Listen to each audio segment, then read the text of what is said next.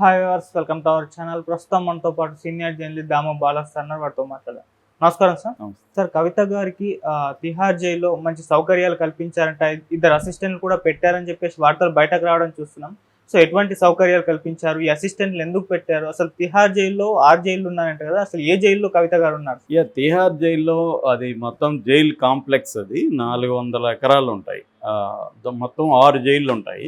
6 జైళ్ళల్లో 6వ number jail వచ్చి women jail అనమాట. మిగతా 5 జైళ్ళు మెన్ జైల్స్. అందుకని ఏ ఉమెన్ ఖైదీ వెళ్ళినా ఈ 6వ నెంబర్లోనే పెడతారు. సో ఈమెను కూడా 6వ నెంబర్లోనే పెట్టారు. అయితే ఈమె మంగళవారం ఈవినింగ్ వెళ్ళింది. మామూలుగా అంతకుముందు కోర్టుని ఏమడిగిందంటే, నాకు బెడ్ కావాలి, బెడ్షీట్స్, దుప్పట్లు అవన్నీ కావాలి, దాంతోపాటు బట్టలు, తర్వాత బుక్స్, పెన్ను, రైటింగ్ పేపర్స్, తర్వాత నగలు, ఇవన్నీ కూడా ఆమె అడిగింది. అయితే వాళ్ళు ఇంకా మంగళవారం ఈవినింగ్ వెళ్ళింది, వాళ్ళకి ఇంకా అది ఆర్డర్ రీచ్ కాకపోవడం, దానివల్ల వాళ్ళు ఫస్ట్ డే ఏమీ అరేంజ్ చేయలేదు. ఆమె కూడా ఏది కూడా స్పెసిఫిక్గా నాకు ఇది కావాలని డిమాండ్ చేయలేదు. అయితే ఈమెను ముగ్గురున్న, అంటే ఈమె ఇంకొక ఇద్దరు ఖైదీల్ని మంచి వాళ్ళని సెలెక్ట్ చేసి ఇచ్చారని చెప్తున్నారు. అంటే కొంత అక్కడ వాళ్ళు ఎక్కువ కాలం ఉండి కొంచెం మంచి బిహేవియర్ ఉండి అట్లాంటి వాళ్ళని ఈమెకి నీట్గా హెల్త్ పరంగా కూడా నీట్గా ఉండే ఇద్దరిని ఇచ్చారని చెప్తున్నారు. అంటే ఆల్రెడీ అడ్వకేట్స్ వాళ్ళతో మాట్లాడారని, జైలు సూపరింటెండెంట్ వాళ్ళతో. సో కొద్దిగా ఈమెకు అలాంటివి ట్రై చేయండి అని చెప్తే వాళ్ళు ఇచ్చారని చెప్తున్నారు. మామూలుగా జైలు ఎలా ఉంటుందంటే, మనం కానీ మేనేజ్ చేసుకుంటే ఖైదీలు ఎవరిని అనేది కూడా మనం సెలెక్ట్ చేసుకోవచ్చు. ఇప్పుడు నేను ఉన్నప్పుడు నా సెల్లో కూడా నేను ప్లస్ ఇంకొక ముగ్గురే ఉండేవాళ్ళు. ముగ్గురులో ఆ ఇద్దరు ఎవరు ఉండాలో నేనే సెలెక్ట్ చేసుకునేవాడిని. ఎందుకంటే వాళ్ళు నీట్గా ఉండడం, రెండోది మనకు అనుకూలంగా ఉండడం, ఇవన్నీ అవసరం అనమాట. లేకపోతే అక్కడ నరకం కూడా చూపిస్తారు. కొంతమంది ఖైదీలు ఏంటంటే, వాళ్ళు అంటే ఫర్ ఎగ్జాంపుల్ ఎక్కువ గురక పెడితే కూడా మనకి రాత్రి అంతా నరకమే ఉంటుంది. లేదు, వాళ్ళు ఒక్కోసారి కొంతమంది క్రిస్టియన్ ఖైదీలు ఉంటారు. నాతో ఒకప్పుడు క్రిస్టియన్ ఖైదీ ఉండేవాడు. అతను రోజు ఈవినింగ్ ప్రేయర్ స్టార్ట్ చేస్తే 1-2 గంటలు పద్యాలు అవే క్రిస్టియన్ ఇవి పాడుతూ ఏడుస్తూ అలా ఉండేవాడు అనమాట. అది మనకేమో పెయిన్ఫుల్గా ఉంటుంది, ఏందిరా ఇది అనేసి.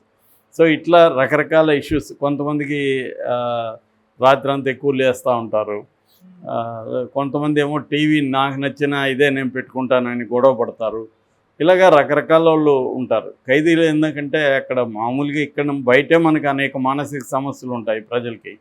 అక్కడ వాళ్ళు ఎక్కువ కాలం ఉండే వాళ్ళకి రకరకాల మెంటల్ ఇష్యూస్ కూడా ఉంటాయన్నమాట.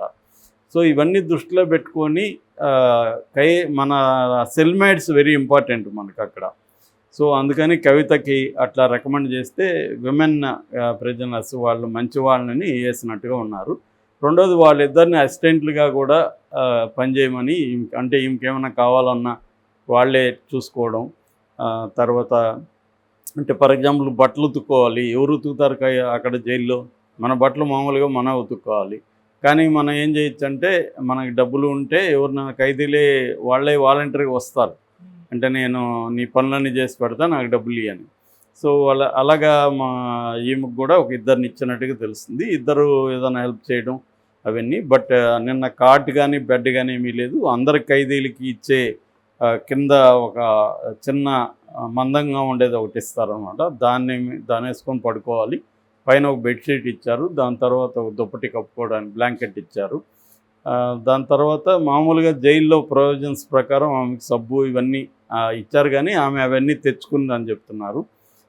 అది కూడా ఏంటంటే, జైల్లో ప్రతి ఒక్కరికి ఒక వాళ్ళ సబ్బులు వాళ్ళే తయారు చేస్తారు, జైల్లోనే మ్యానుఫ్యాక్చరింగ్ ఉంటాయి. సో అలాంటి సబ్బు ఇస్తారు. కానీ మనకి ఇక్కడ అలవాటు అయి ఉంటాయి కాబట్టి మనం కూడా సబ్బులు తీసుకెళ్ళచ్చు. మామూలుగా అయితే అలో చేయరు. ఇవన్నీ ఏంటంటే మేనేజ్ చేసుకోవాలి. అలాగా సబ్బు కావచ్చు, ఇటువంటివి ఆమె తీసుకొని వాళ్ళ అసిస్టెంట్లు వెళ్ళినట్టుగా తెలుస్తుంది. దాని తర్వాత ఫస్ట్ డే ఆమెకు రైసు, పప్పు, అంటే అక్కడ జైల్లో 2 రకాల ఆహార పదార్థాలు ఉంటాయి. ఒకటేమో నార్త్ ఇండియన్ స్టైలు, అంటే రోటీ అలాంటిది, పుల్కా రోటీ అలాంటివి. రెండోదేమో మన సౌత్ ఇండియాది రైసు, పప్పు, అటువంటిది. మామూలుగా అక్కడ పెద్ద జైలు కాబట్టి అక్కడే ఆకుకూరలు పండించడం ఇట్లాంటివి కూడా ఉన్నాయి. సో దాంట్లో నుంచి ఆమెకు ఇచ్చినట్టుగా తెలుస్తుంది. సో మార్నింగ్ మళ్ళీ బుధవారం మార్నింగు టీ, స్నాక్స్ ఇచ్చారు. మామూలుగా సో సెల్లో ఏంటంటే రోజుకి 2 సార్లు వాళ్ళని బయటకు వదులుతారు. బయటకు వదిలినప్పుడు కూడా ఈమె ఎక్కువగా బయట తిరగలేదని చెప్తున్నారు. కొద్దిగా సైలెంట్గా ఉండడం, ఎక్కువ మాట్లాడలేదని. ఆ గార్డులతో మాట్లాడింది. ఆమెకి హిందీ కూడా బాగొచ్చు కాబట్టి హిందీలో వాళ్ళతో మాట్లాడడం అవన్నీ చేశారు. అంటే మరీ ఎక్కువగా ఆమె ఏది డిమాండ్ చేయడం ఏం లేదు. అయితే నిన్న వాళ్ళ హస్బెండ్ అనిల్ గారు కలిశారని చెప్తున్నారు.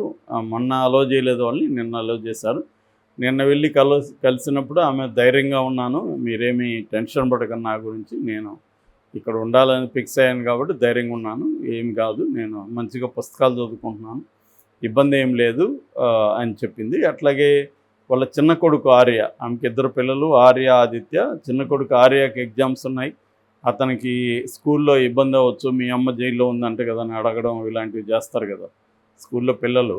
వాళ్ళకి తెలిసిపోతుంది, మీ అమ్మ జైల్లో ఉందంటే కదా, నువ్వు ఏం నేరం చేసింది, ఇవన్నీ అడిగే అవకాశం ఉంది. కొద్దిగా అతన్ని డిస్టర్బ్ కానివ్వకుండా చూసుకోండి, ఎగ్జామ్స్ బాగా రాయాలి.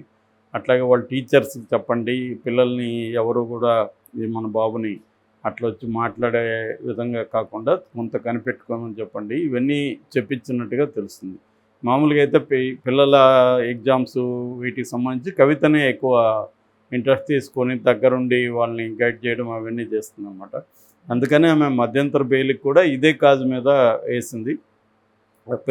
మా చిన్న బాబు ఎగ్జామ్స్ ఉన్నాయి, అందుకోసం మధ్యంతర బెయిల్ ఆమె అడిగింది, రెగ్యులర్ బెయిల్ అడగలేదు. అది ఇప్పుడు ఎల్లుండి మండే ఉంది. సో ఆ రోజు తేలే అవకాశం ఉందన్నమాట. సో అలాగా ఆమె ధైర్యంగా అయితే ఉందనేది చెప్తున్నారు. అనిల్ వచ్చి బయటకు వచ్చి ఆమె ధైర్యంగా ఉందని చెప్తున్నారు. ఎందుకంటే ఆమె నాకు తెలిసి ఎప్పటి నుంచో మెంటల్గా ప్రిపేర్ అయి ఉంటుంది. ఎందుకంటే లాస్ట్ అసెంబ్లీ ఎన్నికలకు ముందే అరెస్ట్ చేయాల్సింది, అప్పుడే చెప్పారు.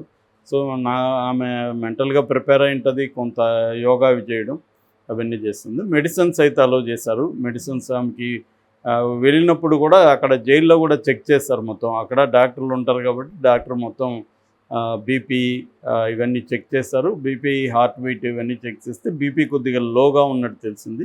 మళ్ళీ మరుసటి రోజు చెక్ చేస్తే నార్మల్గా ఉందని చెప్పారు. రోజుకి 2 సార్లు ఆమెకు బీపీ ఇవన్నీ చెక్ హార్ట్ బీట్, బీపీ ఇవన్నీ చెక్ చేయడం, రోజు మార్నింగ్ ఈవినింగ్ చెక్ చేస్తున్నారని చెప్తారు. సో ఏదేమైనా ఆమెకు ప్రత్యేక సౌకర్యాలు అంటే కోర్టు ప్రొవైడ్ చేసిన ప్రత్యేక సౌకర్యాలు అయితే నిన్నటి నుంచి ప్రొవైడ్ చేశారని. మొన్న అంతా వాళ్ళకి ఆర్డర్ రాకపోవడం దీనివల్ల నిన్నటి నుంచి వాళ్ళకి కోర్టు చెప్పిన ఇవన్నీ. కానీ ఆమె అయితే గోల్డ్ ఆభరణాలు ఏమీ వేసుకొని రాలేదు జైలుకి అని కూడా జైలు అధికారులు మీడియాకి చెప్పారు. ఆమె నార్మల్గానే ఉన్నారు, పెద్దగా ఆభరణాలు కూడా ఏమి వేసుకోలేదు. అంటే ఆమె ఎందుకు అడిగిందంటే ఆమె మెట్టెలు, తర్వాత ఈ నల్ల పూసలు ఇట్లాంటివి ఉంటాయి కదా, రింగు ఒకటి ఆమెకు ఏదో సెంటిమెంట్, వీటి కోసం పర్మిషన్ అడిగింది. అవి కూడా తీసేస్తారేమో అనేది, కానీ అవి కోర్టు కూడా పర్మిషన్ ఇచ్చింది కాబట్టి అవేమి తీయలేదు. సో ఓవరాల్గా నాకు తెలిసి ఏంటంటే మరీ ఆమెకు ఎక్స్ట్రాడినరీ సౌకర్యాలు ఏమి ఇవ్వలేదని చెప్తున్నారు. అంటే అన్నీ కూడా మనకు బయటికి రావు. మామూలుగా ఏం సౌకర్యాలు ఉంటాయి వాళ్ళకి, మేజర్గా ఫుడ్డు, కంఫర్టబుల్గా పడుకోవడానికి, తర్వాత సెల్లో కొంచెం నీట్గా ఉండే సెల్లు. ఎందుకంటే సెల్లో టాయిలెట్లు ప్రాబ్లమ్స్ ఉంటాయి, సరిగ్గా ఉండదు.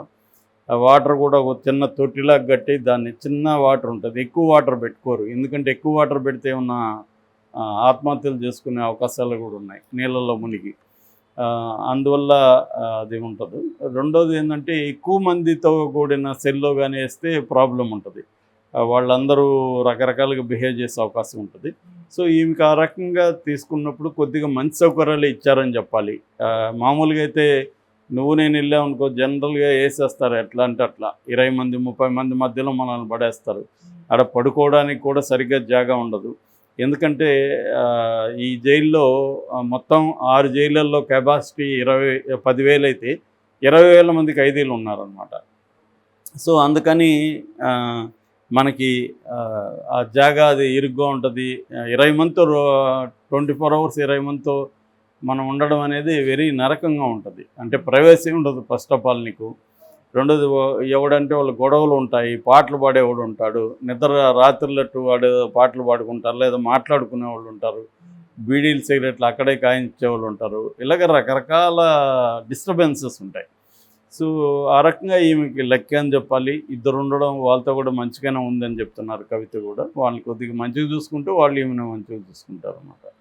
సో ఇది బేసిక్గా నాకు తెలిసి ఏంటంటే కవిత ఆమె చాలా తెలివైంది కాబట్టి అక్కడ పరిస్థితులను అర్థం చేసుకొని ఎలా ఉండాలి ఏందనేది ఆమె చేస్తుంటుంది. ఆల్రెడీ ముందే ప్రిపేర్ అయి ఉంటారు వాళ్ళు. ఎప్పుడైనా జైల్స్ పోయే అవకాశం వస్తుంది, పోయే పరిస్థితి వస్తుంది, అక్కడ ఎలా ఉండాలని దానికి తగినట్టుగా ఆమె లైఫ్ని అక్కడ ప్లాన్ చేసుకున్నట్టుగా మనకు తెలుసు.